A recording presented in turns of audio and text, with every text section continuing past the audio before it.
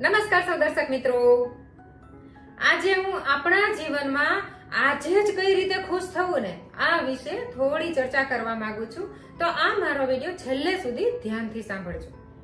દોસ્તો, આપણે આપણા જ જીવનની કદર નહીં કરીએ કે કિંમત નહીં કરીએ તો કોણ કરશે? હવે આપણને કેટલું આયુષ્ય મળ્યું છે એ તો આપણને ખબર જ નથી કે કોઈને નથી ખબર. તો પછી જેટલું પણ મળ્યું છે ને એ તો આપણો જ છે, એ તો ફાઇનલ જ છે.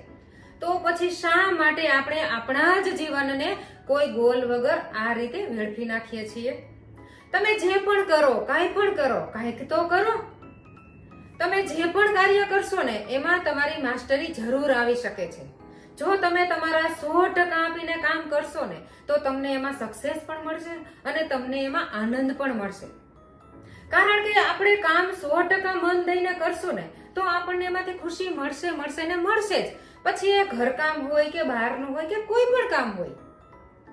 મોટા ભાગની વ્યક્તિઓ પોતાનું આ કાલને સુખી કરવા માટે આજને પણ બગાડી રહી છે અને કાલની ચિંતામાં ને ચિંતામાં એ આજની ઘડી પણ માણી નથી રહી.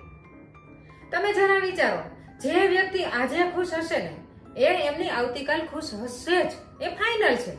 પરંતુ જે વ્યક્તિને આજે પણ ખુશ નથી ને એ વ્યક્તિની આવતીકાલ ક્યારેય ખુશ ના જ હોય.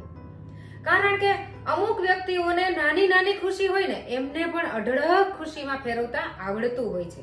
હવે જ્યારે અમુક વ્યક્તિઓની સામે અઢળક ખુશીઓ પડી હોય ને તો પણ એમની સામે નાનું નાનું દુઃખ જ દેખાતું હોય અને એ નાના નાના દુઃખને લીધે દુઃખી જ થતી હોય. એમને વારે વારે તકલીફ જ પડતી હોય. એમની સામે અઢળક ખુશીઓ હોય ને એમને એ કોઈ દેખાતું જ નથી અને એ પોતે ક્યારેય ખુશ જ ના રહી શકે. હવે ખુશ થવું ને એ આપણા જ હાથમાં છે. આ સુખ કે ખુશ ક્યાંય વેચાતું નથી મળતું. દોસ્તો, આપણે ગમે ત્યાંથી નાનામાં નાની ખુશી ગોતી શકીએ ને તો આપણું જીવન આપણે અનમોલ આપણે જાતે જ બનાવી શકીએ. હવે આ માટે હું તમને બહુ સરસ એક્ઝામ્પલ દ્વારા વાત કરવા માંગુ છું. કોઈ એક મોટા કંપનીના માલિકને એવો વિચાર આવ્યો કે મારે આ જન્માષ્ટમી ઉપર બધા જ એમ્પ્લોયને નાના મોટા અંશે કંઈક પ્રમોશન આપવું જ છે. હવે એમને આવું વિચારીને બધાને થોડું થોડું પ્રમોશન આપ્યું અને એમને એક ભવ્ય પાર્ટીનું આયોજન પણ કરી આપ્યું અને એ બધા એમ્પ્લોયને કહ્યું કે તમે તમારી ખુશી અહીં એન્જોય જેટલી ધારો ને એટલી કરી શકશો. તો બધા જ એમ્પ્લોય રાતે ત્યાં એક જગ્યાએ પાર્ટીમાં ભેગા થયા અને પોતાની ખુશી બાંટવા માટે એકબીજા પોતાના પ્રમોશનની વાત કરવા લાગ્યા.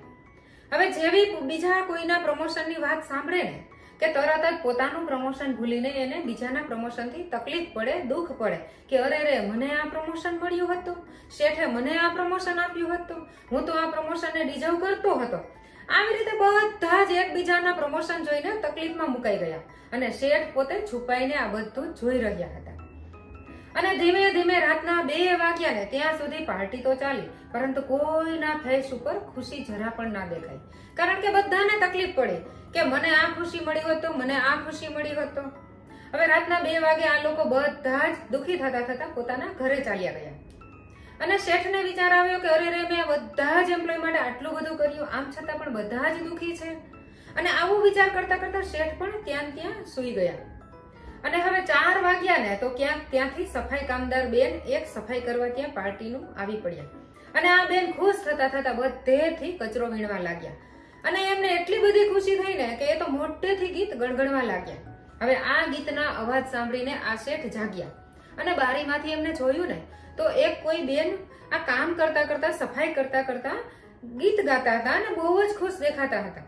હવે એમને વિચાર આવ્યો કે આટલા બધા બેન કઈ રીતે ખુશ હશે, મારે જઈને એમને પૂછવું જોઈએ. હવે એ તો ઉપરથી સીડીએથી નીચે ઉતરીને તરત જ આ બેનને પૂછે છે કે બેન, તમે આટલા બધા ખુશ કઈ રીતે છો? તમે તો આ પાર્ટીમાં પણ નહોતા અને તમે તો અત્યારે પાર્ટી એન્જોય પણ નથી કરી રહ્યા.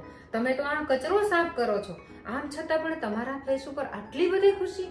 મારે આ ખુશી જાણવી હોય તો.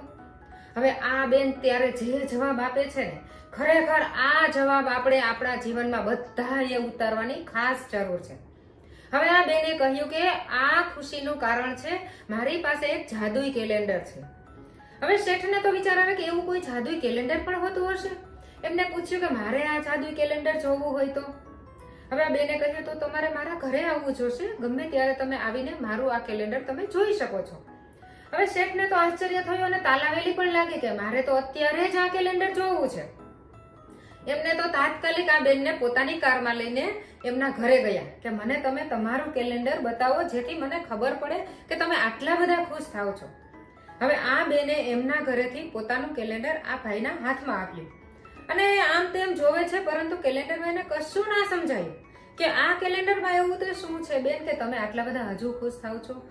એટલે આ બેને એમને સમજાવ્યું કે જો આજના દિવસે જે પોલિયોની રસી શોધાઈ ને, આ પોલિયોની રસીના લીધે આજે આખું જગત ખુશ છે. આખું જગત પોલિયો નાબૂદીમાં ખુશ છે.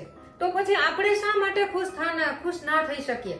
કારણ કે આજે આપણા જીવનમાંથી પોલિયો નાબૂદ થઈ ગયો છે. આખું વિશ્વ જો આજે ખુશ હોય તો ખરેખર મારે ખુશ જ થવું જોઈએ. અને હવે કાલનો દિવસ જોઈ લો. કાલનો દિવસ એટલે આપણું ભારત આખું આઝાદ થયું આ ગુલામીમાંથી. તો આ દિવસ તો સૌથી મોટામાં મોટો દિવસ મારા માટે છે. તો આનાથી બીજી ખુશી મારા માટે હવે કઈ હોઈ શકે? હવે તમે ત્રીજો દિવસ જોઈ લો. હવે ત્યારે મારા લોર્ડ કૃષ્ણનો જન્મદિવસ છે. મારા ભગવાન સાક્ષાત અહીંયા ધરતી પર આવ્યા હતા. તો મારા માટે આનાથી મોટી હવે ખુશી કઈ હોઈ શકે? હું તો ખરેખર આ દિવસને બહુ ધામધૂમથી ઉજવવા માંગુ છું. આમ કરતા કરતા આ બેને 365 દિવસનું કેલેન્ડર એમને બતાવ્યું અને 365 દિવસની ખુશી બતાવી, જેમાં ક્યાંક ને ક્યાંક વિશ્વ રાજી થયું હોય. તો દોસ્તો, જો આ બેન એક સફાઈ કામદાર 365 દિવસ રાજી રહી શકતા હોય, પોતાની બુદ્ધિથી આવું કેલેન્ડર બનાવી શકતા હોય, તો ખરેખર આપણે આપણા જીવનમાં નાનામાં નાની ખુશી પણ આપણે ના ગોતી શકીએ કે આપણો દિવસ એનાથી ખુશ થાય, કે આપણે એક દિવસ માટે પણ આપણે રાજી થઈ શકીએ? શું એક ખુશી પણ આપણે ના ગોતી શકીએ? દોસ્તો, ખરેખર જો તમને આ મારો વિડીયો પસંદ આવે ને તો શેર જરૂર કરજો. કોઈને પણ આમાંથી નાની પણ ખુશી જો મળી જાય ને તો એમનું જીવન તો સાર્થક થઈ જાય અને મારો વિડીયો પણ સાર્થક બને. દોસ્તો, ફરી મળીશું કંઈક નવા જ વિચાર સાથે.